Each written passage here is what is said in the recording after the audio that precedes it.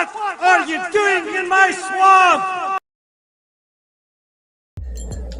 Hello everybody, this is Ogre Boy and I'm going to be doing my review for the 2003 movie Too Fast, Too Furious. This movie is directed by John Singleton and written by Michael Brandt and Derek Haas, and it follows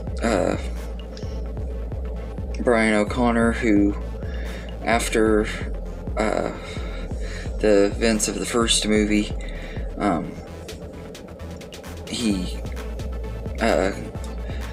goes to Miami and goes undercover with his childhood friend Roman Pierce for U.S. Customs Service to apprehend drug lord Carter Veroni in exchange for their erasure of their criminal records.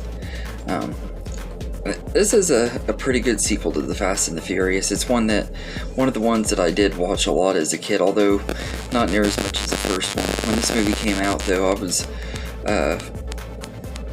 really into Finding Nemo, and it came out like right in the middle of that summer, where pretty much the only movie I cared about was Finding Nemo at that time. But I saw this one when it hit DVD, and I just absolutely loved it. I think it's a really good sequel and everything. I was kind of eerie about it when it first came out because Vin Diesel wasn't in it and everything, so I wasn't that excited for it, but I still gave it a shot, and I ended up really liking it. It has a pretty good story and everything, and I like the new setting because they move it to Miami instead of LA and stuff, so they do a lot of stuff differently in this movie, and John Singleton does a really great job directing this movie. But the cast are really good in here, and the new additions of certain characters who would later become big parts of this franchise. Roman Pierce, played by Tyrese Gibson, he's really good in this movie. He's really likable and funny, and Ludacris plays Tej Parker, and he's really good too.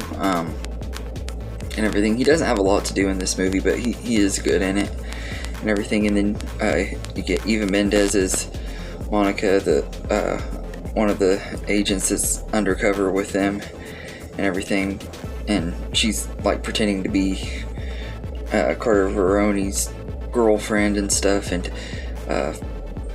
she's really good too and everything. And Cole Hauser plays Carter Veroni, and he's pretty good. He's kind of intimidating, but you pretty much know how this movie's going to go. You know that nothing really bad's going to happen in here, and that's one of the things this franchise really doesn't have any stakes, because even when people die, they don't stay dead anyway. And there's another character in here that I've really liked as a kid. I'm honestly surprised she never came back for any of the movies. Her name was Suki, played by Devon Aoki, I think is how you say her name. She was Tej's girlfriend. Now, I don't remember if they explained where she was in any of the sequels, because I've only seen the other ones once, but I've always wondered why she wasn't in the others. I guess I'll find out as I watch them, because like I said, I've only seen all the ones after this one once, so but I really liked her and everything. I always thought she was kind of good looking, and I loved her car and like everything. I love the color pink and everything, and I just loved her car, and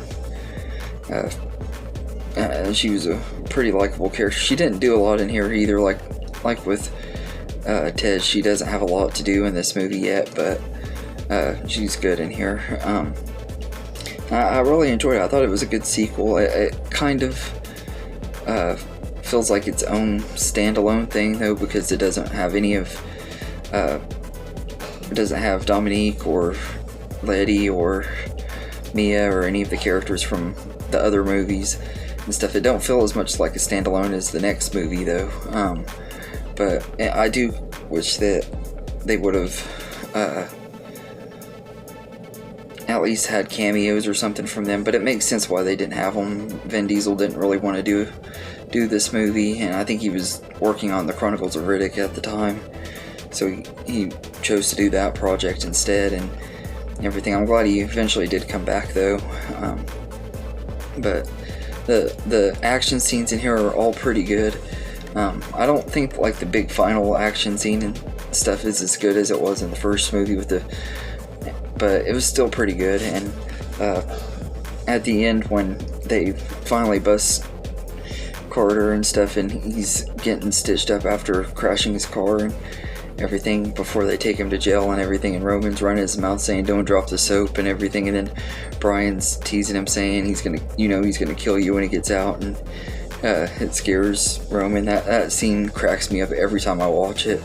But they have really good chemistry, and there's a lot of really good race scenes in this movie too. This one had more of the racing and stuff than the first one did, and that was one of the things I liked about it, was it had some really good race scenes and everything. And I've always enjoyed this movie. I know it kind of gets a bad rep, and some people don't like this one as much. It doesn't get as much hate as the next movie in the franchise, but I know a lot of people do like this one, and a lot of people don't and everything, but I've always enjoyed it. I think it's pretty fun, and I think John Singleton was a really good choice to direct this movie. He did a really good job of making it his own and everything. He has his own style that he brought to the franchise, and I like that.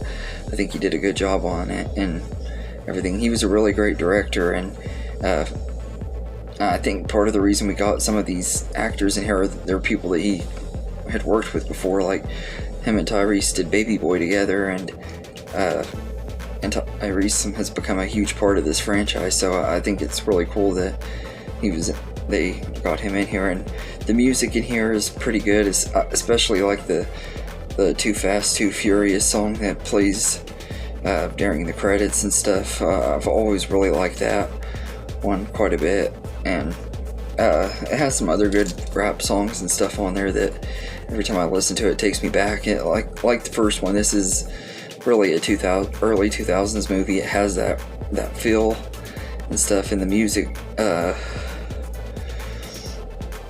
has that early 2000s vibe too. And but I really like this movie quite a bit and everything. So I'd say I'd give Too Fast, Too Furious a 7.5 out of 10. I don't like it quite as much as the first one, but I do still think it's a lot of fun and everything, and it's got a really good story, and it's better than a lot of people say it is.